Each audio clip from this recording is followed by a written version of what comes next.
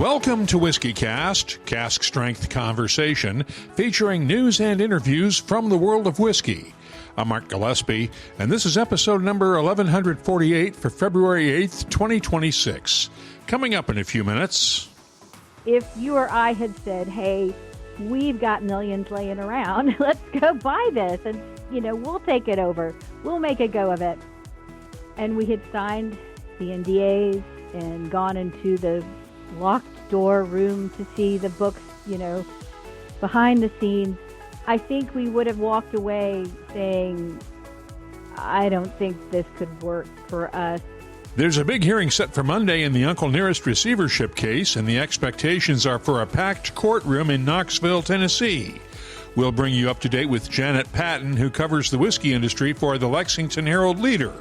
She's been following the court filings for months now and will share her perspective with us on Whiskey Cast in depth. The What I'm Tasting This Week department returns with 3 new whiskeys, and we'll have Behind the Label and much more. The news is next on this week's Whiskey Cast, whiskey's longest-running and most awarded podcast series.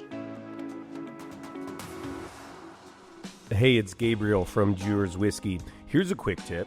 Whenever you're pouring great whiskey, especially something like Dewar's 12-year, don't overthink it. All you need is a few glasses and a couple of people worth sharing it with. The rest takes care of itself. Back in a bit. Let's get started with the week's news. Kentucky's Four Roses distillery has been sold. The buyer is the family behind the E&J Gallo wine empire, and the price tag is around $775 million. It's the highest price ever paid for a Kentucky distillery, eclipsing the $600 million Campari paid for Wild Turkey back in 2009. The deal is expected to close in the second quarter, and Gallo plans no changes at Four Roses. Kirin bought Four Roses in 2002 after the breakup of Seagram's and now wants to focus on its healthcare businesses. We'll have more on this later on. The Kentucky bourbon industry contributes $10.6 billion in annual economic impact for the Commonwealth of Kentucky. That's up from $9 billion 2 years ago, according to the latest biennial economic impact study from the Kentucky Distillers Association. Despite recent cutbacks, the industry supports almost 24,000 jobs, up 800 from the last study in early 2024, and generates $372 million in local and state tax revenue annually. One final note from the study, 84% of the corn KDA members use comes from Kentucky farmers. That's up from 70% 2 years ago. Nationally, spirits sales slumped for the second straight year in 2025, down 2.2% from the previous year.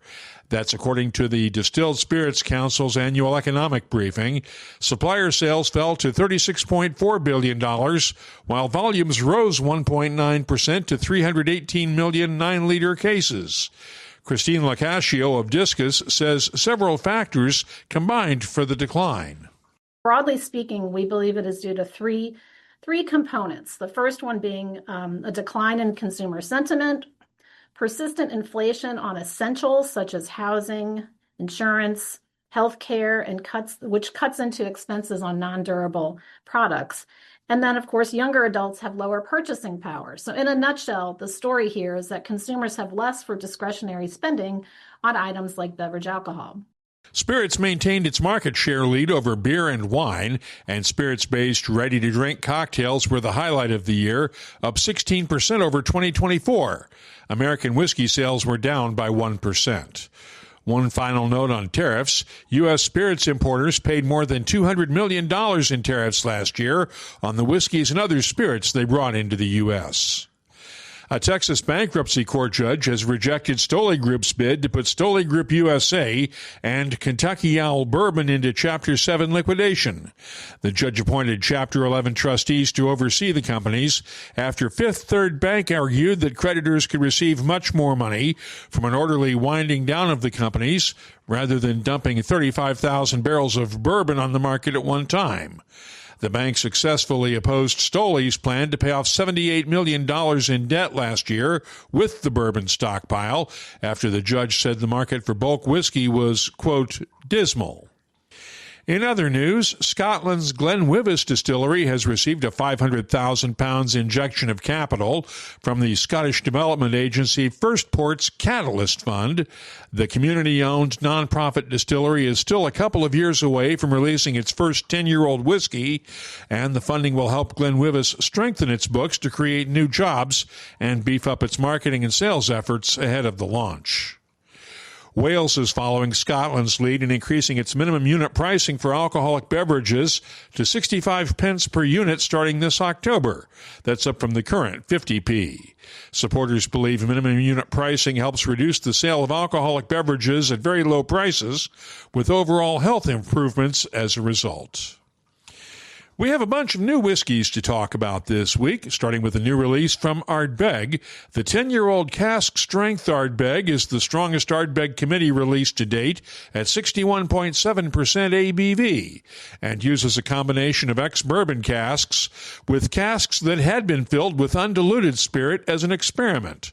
It's available through the Ardbeg website and will be available through select U.S. retailers with a recommended retail price of $89.99 a bottle.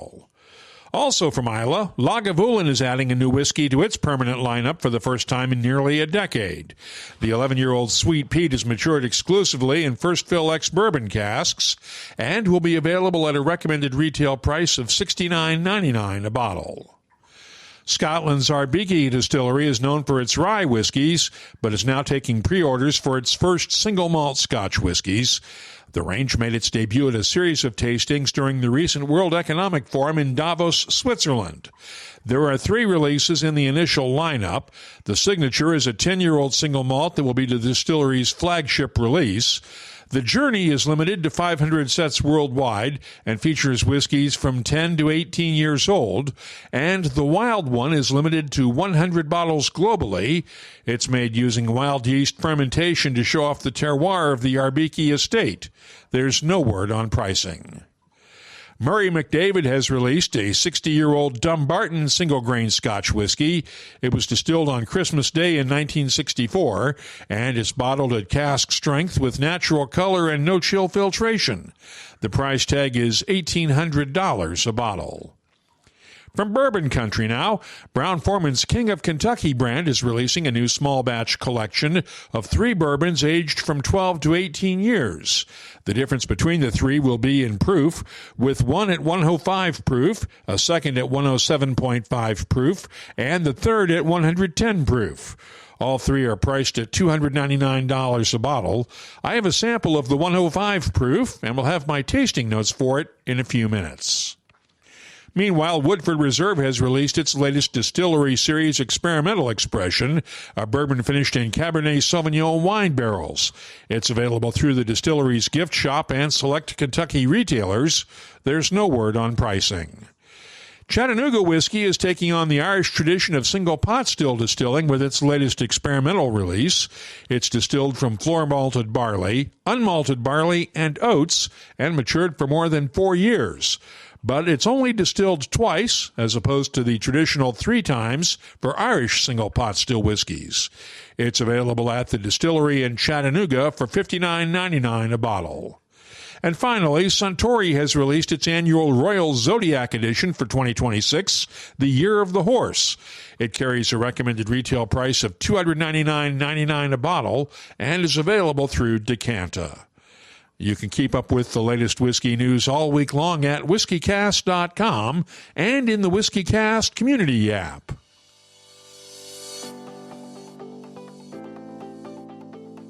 Let's open up the calendar now and see what's happening around the world of whiskey. First off, the Spirit of Speyside Festival is still a couple of months away, but there are 2 dates coming up that you need to pay attention to if you're planning to attend the festival. February 18th, the organizers released the program of events for this year, and tickets go on sale February 24th. Great Jones Distilling in New York City has an evening of magic and craft cocktails on the 13th. The Kentucky Bourbon Country Auction and Celebration is the 13th through the 15th in Louisville. Whiskey Wonderland 2026 is the 19th through the 21st in Ottawa, Ontario. And the Whiskey Exchange's annual Welcome to Whiskey show is February 27th and 28th in London. If you're organizing a whiskey event, let us know about it. We'll add it to the calendars at whiskeycast.com and in the WhiskeyCast community app. Throughout the years, Dewar's has created some incredible whiskeys, but our new Dewar's 12-year-old, that one's a personal favorite. It's the kind of scotch that earns praise from the pros, but still feels right at home in the middle of a good night with friends. Every pour opens up with notes of vanilla, toffee, baking spice, and a smooth oak finish. It's rich, it's approachable, and it has a way of bringing people together. Whether it's around the table, the fireplace, or just wherever the night happens to take you. Look, the glasses may hold the whiskey, but the whiskey, that's what holds the moment. Please enjoy responsibly. Copyright 2025, Dewar's is a trademark. Imported by John Dewar & Sons Company, Coral Gables, Florida. Blended Scotch whiskey, 40% alcohol by volume. WhiskeyCast In Depth is brought to you by Glendalough Irish Whiskey. Monday could be a pivotal day for the future of Uncle Nearest Tennessee whiskey. A hearing is scheduled in U.S. federal court in Knoxville for arguments on founder Fawn Weaver's motion to terminate the receivership that's been in place since last August, when Weaver and her husband Keith defaulted on $108 million in loans from Farm Credit. The receiver, Philip Young Jr., says while the receivership should not last long term, now is not the time to dissolve it. He says Uncle Nearest is insolvent and Farm Credit is likely to foreclose on the distillery if control is returned to the Weavers. This has been a complex case since the beginning, so for some perspective, let's bring in Janet Patton, who covers the whiskey industry for the Lexington Herald-Leader. So let's first talk about the significance of Monday's hearing. This is the first time we're going to see some of these folks testifying under oath, right? Well, I think some of them did testify under oath at the hearing last summer, where they put it into receivership, when they put Uncle Nearest into receivership. But there will be a lot more people, and a lot of them are going to have new things to say that we haven't heard under oath before. That's for sure. This is going to be interesting because the receiver has basically said that Uncle Nearest is insolvent, right? Yeah. He says that under, the two tests, basically the balance sheet test and the asset test, it's insolvent either way you look at it, and wasn't paying its bills, can't pay its bills without the continued support of Farm Credit. And then they said, if you look at it from the shape of what are the pieces worth, if we were to sell them off, we haven't been able to come up with enough money based on the value of the pieces to cover the secured debt, which is Farm Credit's loan, let alone everybody else's debts, vendor debts, everything else. So yeah, that's what the receiver has said. In her latest filing, Fawn Weaver basically said Thursday night, Friday morning, that the company is still worth $500 million. Yeah, I know that she says that, and I see that she said she has an expert to testify to what the company could be worth in a better sale process. I don't know that there is a lot of support for that argument at this time. I know she says that the distillery, the property the distillery is on, and the distillery itself would be enough to cover most of it, and then the value of their 50,000 plus barrels of bourbon. And then she says, the brand Uncle Nearest is worth more than 500 million alone. Anybody can put a figure on that. Yeah, something is only worth what you can get somebody else to pay for it, right? I mean, we could just say that right up front. I mean, And right now, the receiver said he can't get anyone to pay anything like that for all of it. So, you know, I think you have two competing narratives. They cannot both be correct. The most interesting things to me about Fawn Weaver's filings yesterday were what she did not say. And there were two things that jumped out to me, and maybe they jumped out to you as well. She did not dispute that the revenue estimates, the receiver, she didn't dispute his revenue estimates. So she had originally claimed in laying out, her books that they had something like 70 million in sales. And the receiver had said in his filings that when he cracked open the books he can get to, that's not what he found, that he found something more like 41 million in sales last year. She did not really go into any dispute over that at all, which is very telling, I thought. Yeah.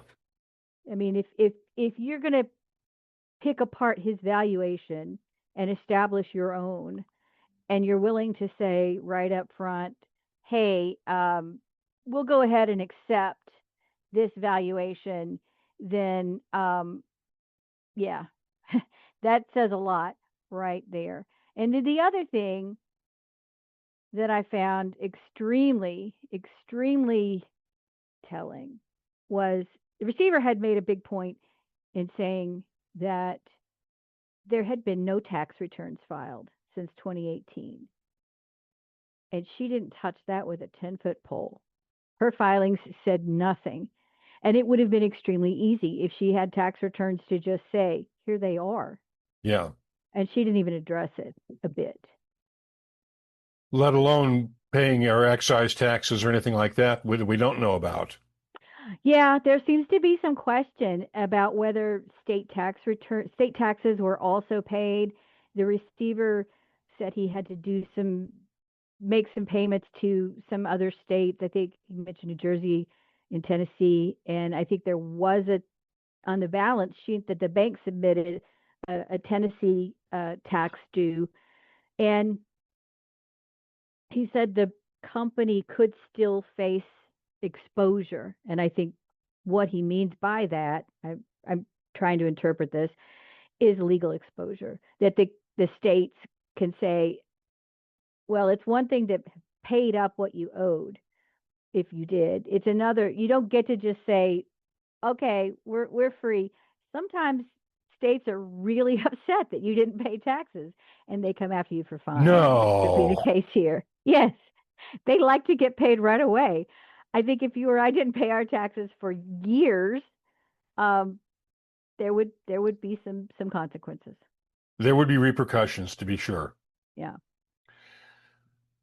What did you get out of the receiver's filing? I thought it was very blunt but dry. I did not think, I can certainly see why he and the Weavers both wanted that sealed, did not want that to come out.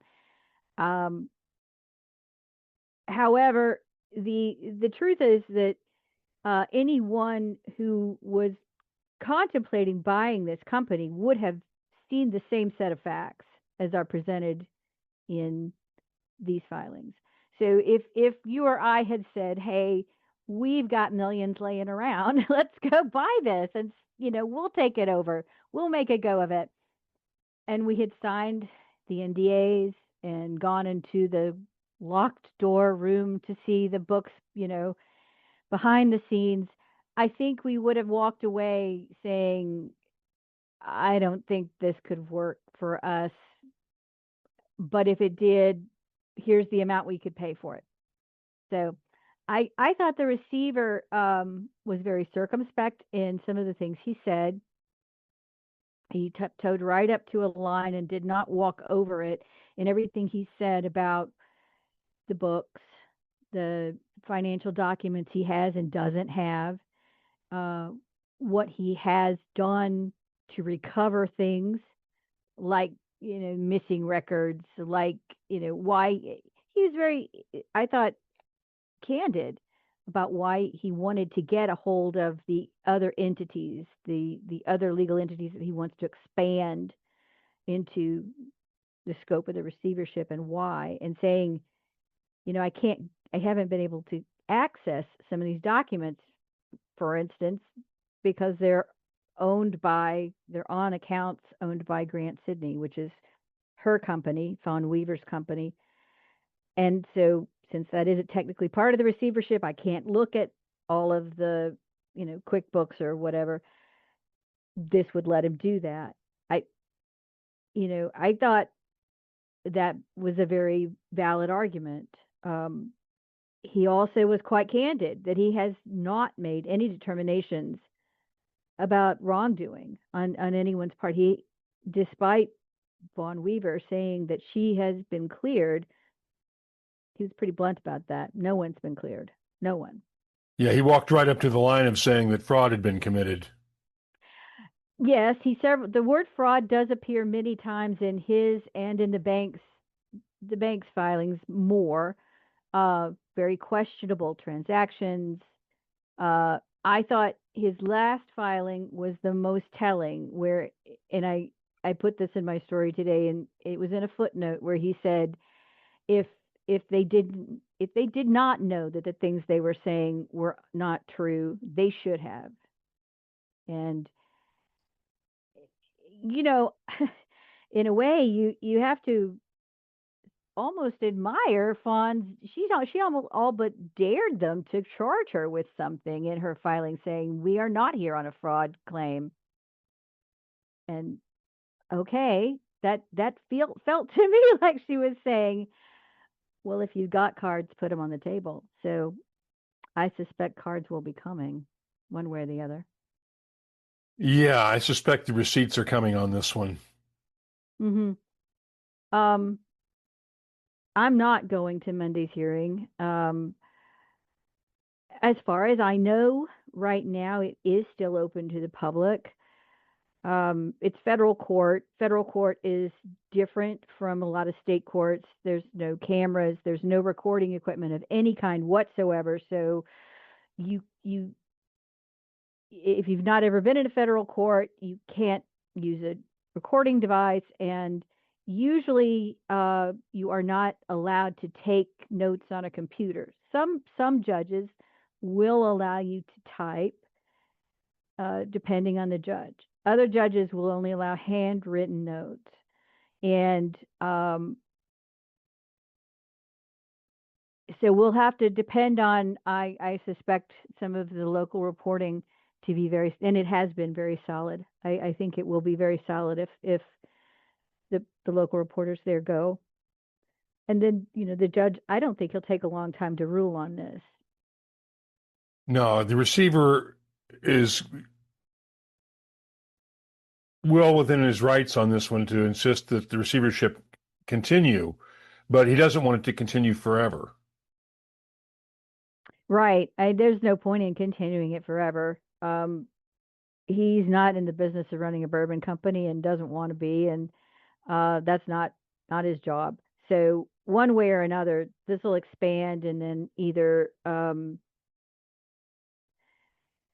the road, it could still go into bankruptcy. I think if he was very blunt that if the receivership does not go forward, Farm Credit will foreclose.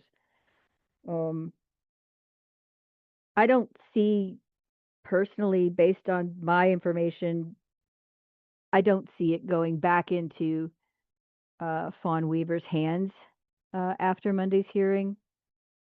And based on what the receiver has said, it does look like a very sad ending is coming for this, one way or the other. I think a lot of people over the years saw something in this brand, and it's a very disappointing finale. While I've got you, let's talk about Four Roses real quickly. That came as a surprise. Yes, and it's such a striking contrast to me.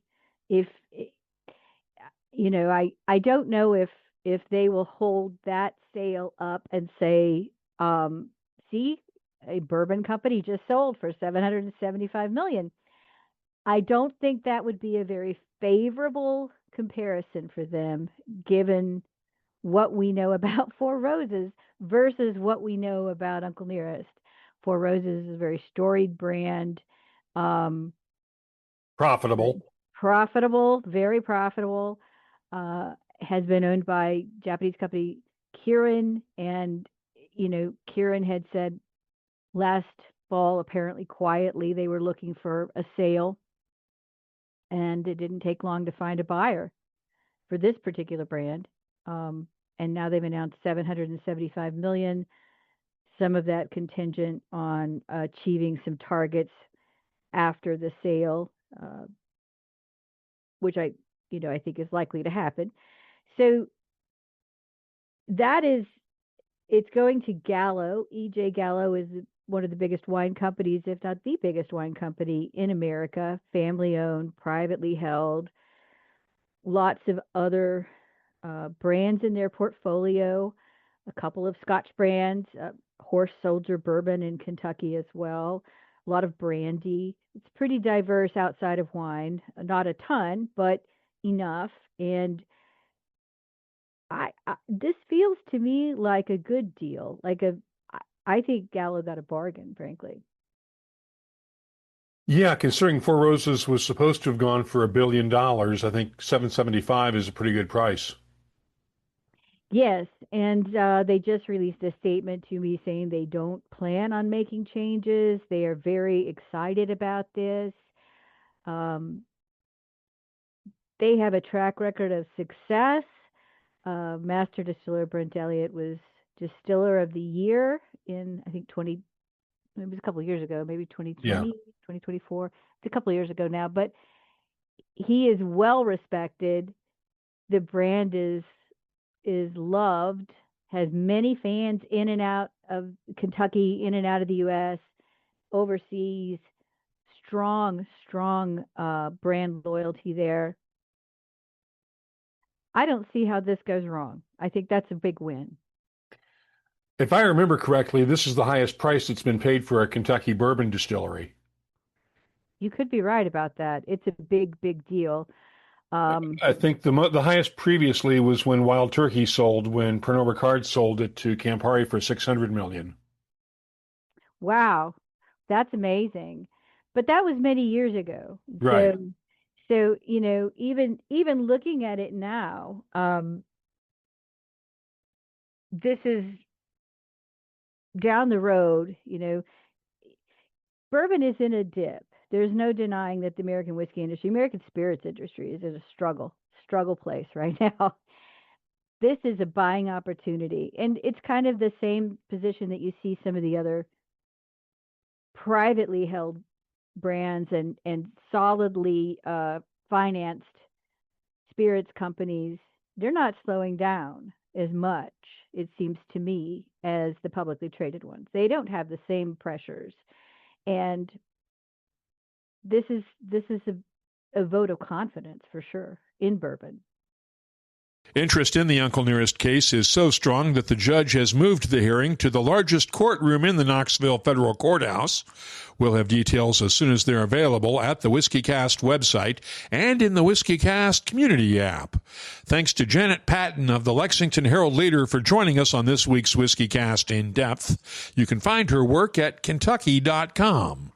WhiskeyCast In Depth is brought to you by Glendalough Irish Whiskey. Our story begins in the wilds of County Wicklow, the Garden of Ireland, a place where nature moves slowly and meaningfully. Some whiskies blend in. Glendalough Double Barrel stands apart. I'm Rowdy Rooney, head distiller here at Glendalough, and I personally oversee our whiskey making process from start to finish. We do things slowly, and we do them right. We start with a smooth, single-grain Irish whiskey. We age it in flame-charred American oak for soft vanilla and a honeyed depth. Then we finish it in Oloroso casks from a small bodega in Spain. Casks we season and ship ourselves to make sure the wood is still alive with character when it arrives. That kind of care gives Glendalough Double Barrel its rich layers of dried fruit, warm spice and signature smoothness. This is a whisky at its own pace, and it's worth every second. This is Glendalough Double Barrel, crafted to stand apart. Let's start off the What I'm Tasting This Week department with the new King of Kentucky Bourbon Small Batch Collections Batch Number 1. It's a 12-year-old bourbon bottled at 105 proof, 52.5% ABV. The nose has notes of milk chocolate, caramel, marshmallow cream, and a hint of apricots. The taste is full of toasted coconut, apricots, clove, and a touch of oak. The finish is long and spicy with touches of dried fruits and oak. I'm scoring the King of Kentucky Small Batch Collection Batch Number 1 a 93. I mentioned New Riff Distilling's new release of Balboa Rye a couple of weeks ago. It's made from a mash bill of 95% Balboa heirloom rye and 5% malted rye, and it's bottled and bond at 50% ABV. The nose has touches of red apples, fresh berries, clove, and a hint of black pepper. The taste is dry and chewy with clove and dill notes balanced by rye bread and black cherries, while the finish is long and dry. I'm scoring the 2026 release of New Riff Balboa Rye a 92. And finally, let's look at the new High West Cask Strength Bourbon. This is a blend of straight bourbons bottled at 58.5% ABV, and the nose has touches of honey, white pepper, dried fruits, and a touch of oak. The taste is thick and chewy with white and black pepper notes, a touch of oak tannins, and a hint of tobacco. The finish, long and peppery. I'm scoring the High West Cask Strength Bourbon a 92. I'll be adding these whiskeys to our searchable list of more than 3,900 different whiskeys from all over the world. Check it out this week at whiskeycast.com. Time to open up the WhiskeyCast community app and see what people are talking about this week. Had a couple of responses to the sale of Four Roses this week. JMac posted this in the app. There'd be little reason for Gallo to change the core of Four Roses, but things like the varying recipes of single barrel are just the kind of thing that I, as a whiskey nerd, love, but which may be perceived as something to cut with new ownership. Hope I'm wrong. And Kratz72 responded with this. Years ago, when I drank bourbon, I enjoyed Four Roses Barrel Select more than most. Hope they continue to keep its genuine character. Finally, Sippin' Corn posted this comment on Instagram. I'm hoping they don't start wine finishes. Had a couple of comments on last week's interview with Starward Whiskey founder David Vitale. Lilith Morgan commented from Australia, listening now, so great that you had Dave on. And Noel Harity added this. I like Starward. I go to Australia twice a month and get to the distillery in Melbourne when I can. I have a wide selection at home and am still rooting for them. I always advise my fellow crew members to buy some. I tried getting a premix last week at Melbourne International Airport for my wife, but they didn't have it. It seems Sydney Duty Free has a larger selection, which is interesting given that Starward is Melbourne-based. Anyway, go Starward. Thanks for the comments, and if you have something you'd like to add to the conversation, download the free WhiskeyCast community app from your app store and jump right in. You can also find us on social media. Look for WhiskeyCast on X, Threads, Blue Sky, Instagram, and Facebook. Our email address is comments@whiskeycast.com. Let's close out the show now with Behind the Label, our look at the history, science, and people who make whiskey unique. Right now, we're in the middle of an Arctic blast of cold weather here in New Jersey, with temperatures in the single digits and wind chills below zero. So I wondered, what temperature does whiskey freeze at? Did some research, and it depends on the alcohol by volume. A whiskey bottled at 40% ABV will freeze at around minus 13 to 17 degrees Fahrenheit. At 50% ABV, the freezing point drops to around minus 22, and higher proof whiskeys require even lower temperatures to freeze. At those temperatures, drinking whiskey without allowing it to warm up can be dangerous. When I was a reporter in Alaska, would occasionally get stories about people who drank from an icy cold flask, and the whiskey was so cold that it caused frostbite of the throat. Here's hoping it never gets that cold where you are. If there's something you'd like us to look at on an upcoming episode, just get in touch with us.